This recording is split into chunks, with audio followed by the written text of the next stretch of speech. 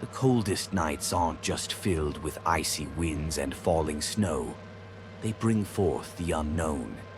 In the darkest corners of silence where shadows creep, the unsettling truth emerges. Tonight we'll take you through stories that will make you question every faint noise in the dark, every shadowy figure just out of sight.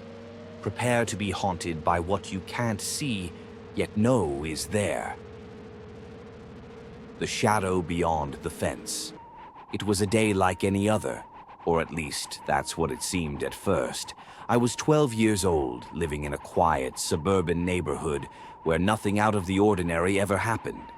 The streets were lined with towering trees, their branches swaying gently in the breeze, casting long shadows that stretched across the asphalt. It was the kind of place where you felt safe, where the world seemed small and contained, far from the chaos and uncertainty of larger cities. But that illusion of safety shattered one evening, and I'll never forget how it all began. I had two friends, sisters who lived just down the road. Their backyard was a place of adventure for us, especially during the long summer evenings when the sun would hang low in the sky, casting everything in a warm, golden glow. The trampoline in their backyard was our favorite spot. It made us feel free, as if we could leap up and touch the sky itself. On this particular evening, everything seemed perfect. The air was warm, but with a coolness creeping in as the sun began to set. The sky was a beautiful gradient of oranges and pinks, and the laughter of the three of us echoed through the yard as we bounced on the trampoline, higher and higher, trying to outdo one another. But then, something changed. The youngest sister, always the most playful and energetic, suddenly stopped mid-bounce. Her expression shifted from one of joy to something much darker. Anxiety, maybe even fear. She stood still, her eyes fixed on something beyond the fence that surrounded their yard. "Do you see that?" she whispered, her voice barely audible over the sound of the creaking trampoline springs. At first, I thought she was playing a joke, trying to scare us. But the look in her eyes was too real. I followed her gaze, squinting into the dimming light as the shadows from the trees grew longer, stretching across the yard like dark fingers reaching toward us. And then I saw it, a shape just beyond the fence, barely visible in the growing darkness. It was hard to make out at first, a vague silhouette that seemed to shift and blur, blending in with the surrounding trees. But as I focused, it became clearer. A figure, tall and thin, standing completely still, just watching. My heart began to race, and a cold shiver ran down my spine despite the warm evening air. I wanted to believe it was just my imagination, that the fading light and the flickering shadows were playing tricks on me. But every time I blinked, the figure remained, motionless, unblinking. The more I stared, the more real it became. It wasn't a trick of the light, it was something, or someone standing there, watching us from the other side of the fence. We all stopped bouncing, our laughter fading into an uneasy silence. None of us spoke for what felt like an eternity, too afraid to acknowledge what we were seeing. The figure never moved, never made a sound. It was as if it was waiting for something or someone. Finally, one of the sisters broke the silence. "Let's go inside," she whispered, her voice trembling. We didn't argue. We scrambled off the trampoline, our feet hitting the ground with a heavy thud, and rushed toward the house, glancing over our shoulders the entire time. But when we reached the door and looked back one last time, the figure was gone. Vanished, as if it had never been there at all. If this story is already making you uneasy, don't forget to like this video and share it with others who love a good scare. Let's see how many of us can handle the unknown together. The unease from that night didn't disappear when we went inside. If anything, it grew stronger, wrapping around us like an invisible shroud. The warmth and safety of the house did little to dispel the feeling that we were being watched, that whatever had been behind the fence was still out there, lurking in the shadows, waiting. We sat in the living room, the soft glow of the lamps casting long shadows across the floor. The house was quiet, too quiet. Every creak of the floorboards, every rustle of the wind outside made us jump. We tried to distract ourselves with mindless chatter, but the conversation inevitably circled back to the figure we had seen. We couldn't shake the feeling that it was still there, somewhere just beyond the walls of the house, watching, waiting. It was then that the older sister mentioned something that made my blood run cold. "Our neighbor," she began, her voice low, as if speaking too loudly would somehow summon the thing we feared. "He's been seeing something weird outside his window." We all leaned in closer, our hearts pounding in unison as she continued. "He told us that, for the past few weeks, he's been seeing a figure standing outside his window at night.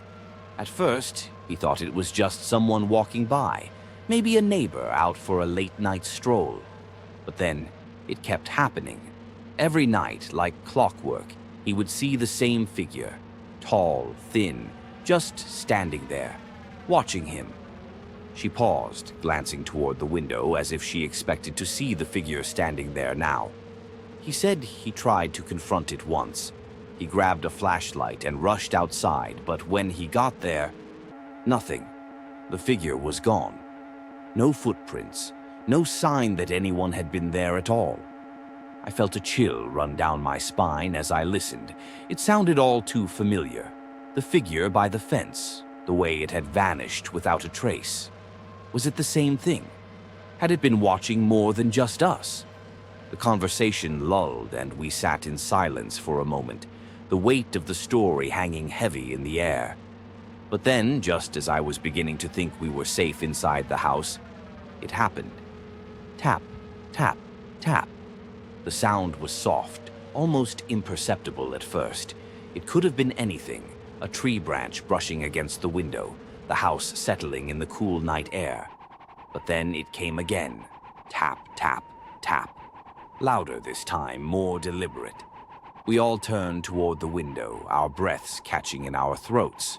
The curtains were drawn, but the tapping continued, slow and steady, like the knock of someone, or something, trying to get our attention.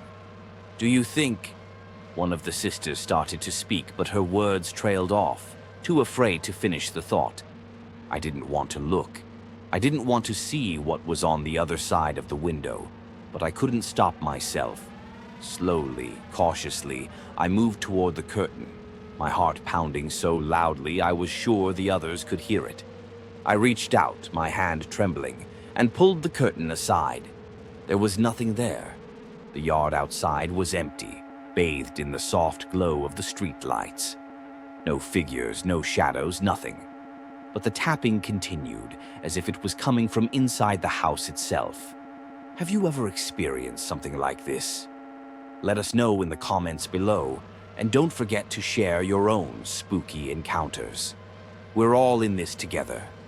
After that night, I couldn't shake the feeling that something was following me. It was an unsettling sensation, like eyes always watching, even when I was alone. The feeling crept into my dreams, turning them into twisted, dark reflections of reality. I started waking up in the middle of the night, drenched in sweat, my heart racing. Every shadow in my room felt like it was moving. Every sound in the house felt like it was creeping closer. But then, the scratching began. It was faint at first, almost too quiet to notice. Just a soft, repetitive scratching sound that seemed to come from the walls near my window. I brushed it off, convincing myself that it was just a tree branch or maybe an animal outside. But deep down, I knew something was wrong. The sound wasn't random.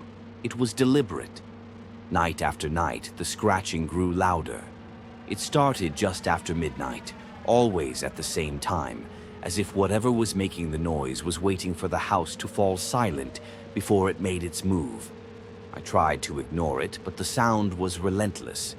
It followed me, haunting my nights, leaving me exhausted and on edge during the day. One night, I decided I couldn't take it anymore. I had to know what was making that noise. Gathering all my courage, I climbed out of bed and approached the window. The scratching was louder than ever, almost frantic, like something or someone was trying to claw its way inside. With trembling hands, I pulled back the curtain, half expecting to see something staring back at me from the other side of the glass. But there was nothing. The yard outside was empty, the trees standing still in the calm night air. Yet the scratching continued, even louder now, as if it was coming from inside the walls. I backed away from the window, my heart racing, my mind scrambling for an explanation. But there was none. Whatever was making that sound wasn't outside. It was inside. I moved away from that house years ago, but the memory of those nights still haunts me. Sometimes, when the wind howls and the night is still, I swear I can hear the faint sound of scratching, as if whatever was outside my window all those years ago never really left. It just found a new place to hide. If this story left you feeling uneasy, don't forget to subscribe to our channel and hit the notification bell so you never miss another terrifying tale. Stay safe out there and remember, sometimes the scariest things are the ones you can't see.